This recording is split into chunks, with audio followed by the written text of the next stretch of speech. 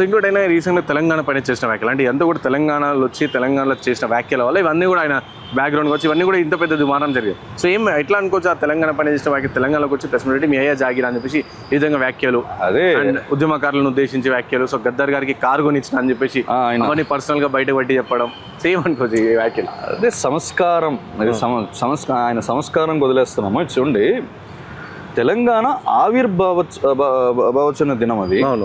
ఆవిర్భావ దినం అది. ఆవిర్భావ దినం రోజు వచ్చేసి మీరు నవ నిర్మాణం పెడతారా? ఏంటిది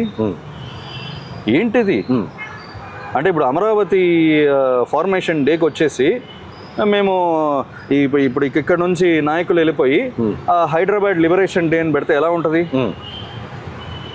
కాలుదా మీకు? అదే కదా ఇక్కడ కూడా. అంటే మీకు వస్తే రక్తము, ఎదుటోళ్ళకి వస్తే టొమాటో సాసా? ఏం మాట్లాడుతున్నారు మీరు?